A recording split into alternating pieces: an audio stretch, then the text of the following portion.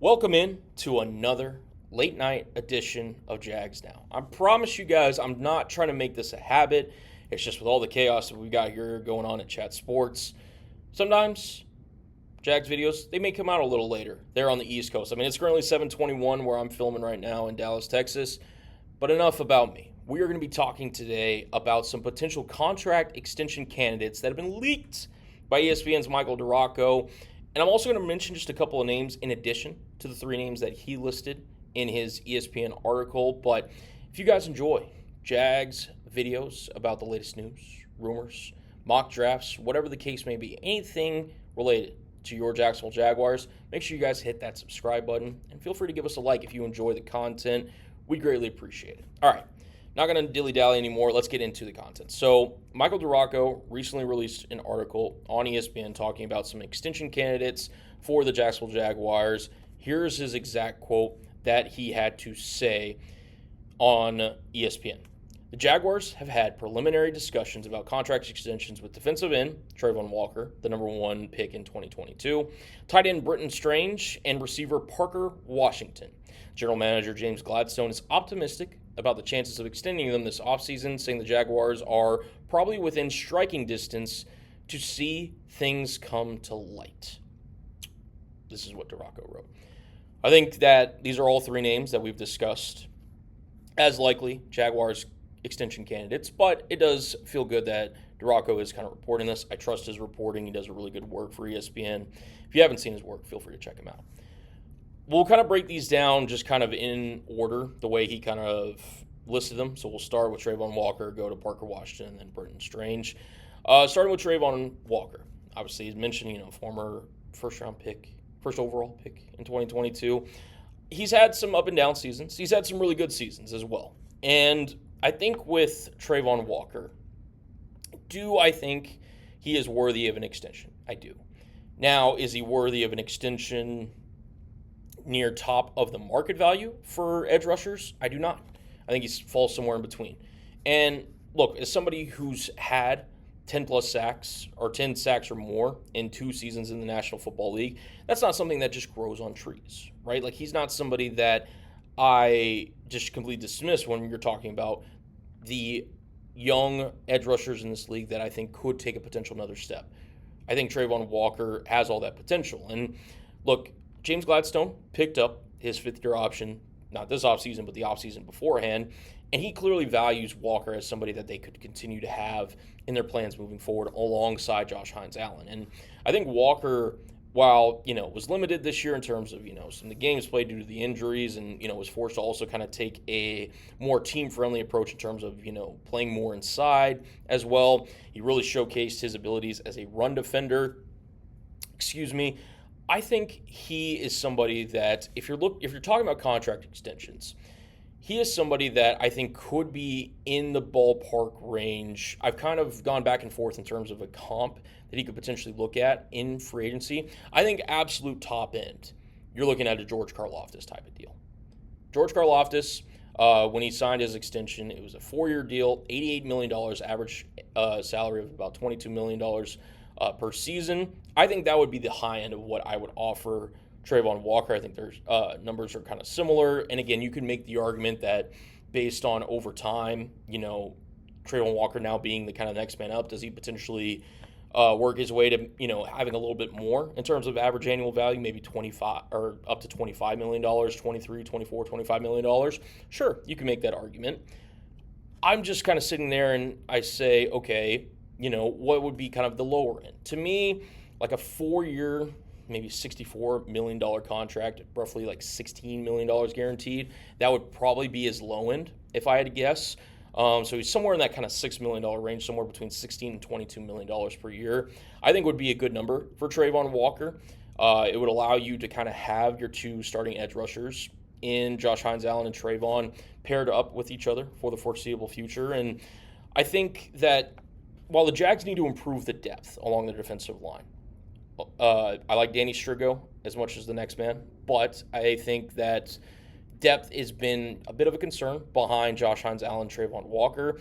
If you lock in Trayvon Walker and really focus on, maybe adding an edge or two in this upcoming draft class, this edge unit, I think, is one of the more underrated units in the National Football League. And I think if Trayvon Walker has a healthier 2026 NFL season, he's going to add to Anthony Campanelli's defense in his second year in Jacksonville, that being Anthony Campanelli's. So that would be the contract extension that I would be in the range of in terms of 16 to about $22 million per year. Again, if Trayvon's really pushing for 23, 24, 25, I would sit there and really kind of,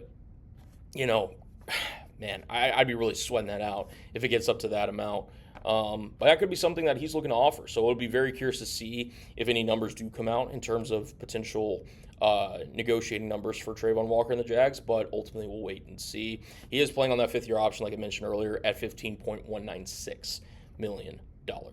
Moving on now to Parker Washington, the wide receiver out of Penn State, who he really exploded onto the scene this past year, but more specifically, really that last month plus, where a lot of his production, I think over 50% of his receiving yards came in that last month. And we saw it during the playoff game against the Buffalo Bills. The moment he got knocked out with his concussion, the offense just didn't look the same. I don't know if that was the evolution. I don't know if it was just his impact in terms of being that kind of explosive go-to guy for Trevor Lawrence. His impact was felt, and then he ultimately came back in the game. We all know what happened. We don't need to rehash it. He is somebody that, along with Brian Thomas Jr., Jacoby Myers, who was extended after he was traded from the Las Vegas Raiders to the Jacksonville Jaguars, was extended by Jacksonville. I think Parker Washington has earned an extension from Jacksonville. Where does that extension lie for him? I think it's going to be somewhere similar to Trayvon Walker in terms of, I think his median is more or less Trayvon Walker's floor. I could see him signing $16, $17, $18 million per year in terms of a contract value for Parker Washington, who I think Rashid Shaheed signed a contract with the Seattle Seahawks, re-signing with him, I should say. 3 years, $51 million, $17 million average. If you look at their numbers through their first 3 seasons, Rashid Shaheed's numbers versus Parker Washington's through their first 3 seasons are very similar. So I don't think Parker Washington will get up to the $20 million range. That would be the absolute highest end. Certainly not like 20 million plus. I think 20 million would be the absolute cap. I think it would be more likely somewhere between, I'd say the absolute low end would be like $14-ish million per year, somewhere to maybe like $18 million per year. Rashid Shaheed, again, getting that $17 million a year. If, Parker Washington wants to sign like a, 3 for 52 or, quick math, what would that be? 4 for 70, I think would be that kind of, or 4 for 72, I should say, to get $18 million per year. I think that could be a contract that Jacksonville looks, and if they believe in the player, which I have no reason to believe they don't believe in the player in Parker Washington, could be something of a contract extension. I'm very curious to know, and we're going to be discussing 3 more candidates here at the end of this video. Let me know down below in the comment section, which Jacksonville Jaguars player do you think should be the next one to receive a multi-year contract extension? Let me know down in the comments section. But that's what my kind of thought process is for Parker Washington. Brenton Strange now. So I like Brenton Strange. I do. In terms of a contract extension, I think he's somebody that makes sense for this Jaguars team. They are looking to revamp that tight end room. We've already seen some kind of adjustments that they made, releasing or letting go of Johnny Munt, re-signing Quentin Morris to a deal to lock him into the tight end room. They've met with numerous tight end prospects during the NFL draft process. I think Brenton Strange, though, is the one constant that the Jaguars should look to keep in their tight end room. For comps for Brenton Strange, I'm looking at a guy in Jake Ferguson, and I'm looking at a guy like Isaiah Likely. Numbers are fairly similar for all 3 of these guys. 3-year statistics, by the way, for all 3 of these guys. Strange, 91 catches, 986 yards, 6 touchdowns. Those are his stats for 3 years. Likely was 110 grabs, 260, I misread that. Likely's and Ferguson's numbers are roughly similar in 3-year statistics. I miswrote that, so I apologize for that one. Ferguson signed a 4-year, $50 million contract with Dallas before last season. Likely hit the free agent market after playing his previous years in Baltimore, signed with the New York Giants 3 years for $40 million. Does Brenton Strange kind of slide in to a similar kind of area? Likely $13.3 million average, Ferguson $12.5. I think if you're Jacksonville, you'd probably start at around $10 million per year and then work your way up. I think $14 million would seem a little high, in my opinion, for Brenton Strange. Could you get him 3 years for could you get him 3 for 39? Right? Could you 3 for 36, 4 for 48, something like that? I think that could be a contract extension given his kind of production over his first 3 years. I don't think he's Brenton Strange, for as much as I like him, I don't think he's a top 10 tight end in the league. But I do think he is a top end of the league starter for Jacksonville. So I think about $12 million per year, maybe 13. I think that's perfectly fair for a guy like Brenton Strange, somebody that I would definitely extend if I'm Jacksonville. So those are the 3 that Michael DiRocco mentioned in his article. I'll kind of just give you my thoughts on, I think they should extend all 3. I think all 3 are very worthy of extensions by Jacksonville, and in terms of their numbers. 2 guys he did not mention, who I'm just going to kind of briefly touch on here at the end of the video, and feel free to let me know down in the comment section below if there's any names that I missed that you think could be extension candidates. I'm going to talk about Anton Harrison, and I'm going to talk about DaVon Hamilton.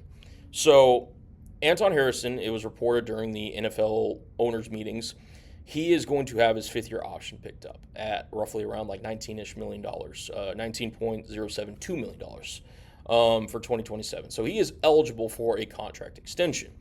And I was looking at some of the numbers for Anton Harrison in terms of what he could potentially earn.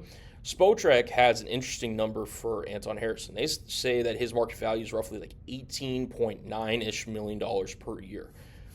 And I was sitting there and I saw that number and I was like, wow, that's a good amount of change. But then you start to think about it, and I kind of like the number. Anton Harrison, who, he's 24 years old. He's only going to continue to get better, in my opinion. He, out of every offensive lineman, and listen, Cole Van Lanen was clearly this team's most valuable offensive lineman last season. I don't think any Jaguars fan would debate that. But if you're looking at the offensive line, okay, you've got Robert Hainsey, who did all right last year. Patrick McCarry kind of had his ups and downs, had the back injury. Ezra Cleveland, I thought, was your 3rd best offensive lineman. In terms of, A, he's your youngest starter, right, on your offensive line. And B, there's a world, again, I love what Cole Van Lanen did. There's a world where he becomes your best offensive lineman next year. And he's got the youth. He's got the raw potential in terms of his athleticism.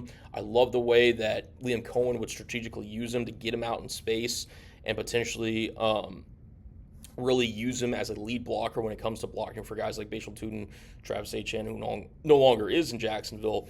I think he makes sense for a contract extension. So you're talking about 3 years, $18, $19 million, dare I say even $20 million. I mean, is this guy signing for 4 for 80?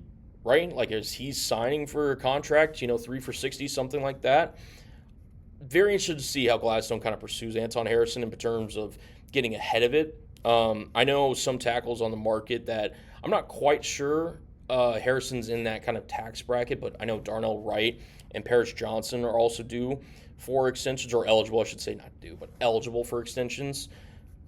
Does that potentially affect Anton Harrison's market? We'll keep an eye on that. And then DaVon Hamilton, who I just kind of wanted to throw in here because, DaVon Hamilton does a lot of the dirty work, right? He's one of the best run-defending defensive tackles in the National Football League, was a key component of the Jaguars having the best run defense in the league last year. It would be his 3rd Jaguars contract with the team, and he would start the season at age 30. Could the Jaguars essentially say, hey, we want to lock you in for essentially a contract that makes you a Jaguar for life? I think it could make a lot of sense. I think, somewhere 2-3 year deal, to lock in a defensive tackle who, listen, I love Eric Armstead as much as the next person, but him at $19 million versus, extending a guy like DaVon Hamilton at, a fairly reasonable contract. I think I'd rather have DaVon Hamilton. I think I would. I think DaVon Hamilton, you maybe get, one or two defensive tackles in the draft to potentially add to this roster. I think you're cooking with gas in terms of that defensive line. I don't see DaVon Hamilton's game necessarily falling off in the next 2 to 3 years. I think that if you extend him, it provides some clarity. You did bring back Matt Dickerson. Like I said, you have that kind of contract with Eric Armstead. I think a contract extension for DaVon Hamilton would make a lot of sense for Jacksonville. That is going to be the end of today's video. Guys, thank you so much. If you tuned in from start to finish, you are what's known as a real one here at Chat Sports. And if you made it to the end of the video, comment me down below. I'll make sure to give you a like, heart, and respond to your comment. Thank you guys so much for tuning into this episode of Jags Now. And again, reminder, let me know which Jaguars player you think should get a multi-year contract extension next. Thank you guys so much. Make sure again to like and subscribe. And until next time, Jags fans, we'll see you on the next one.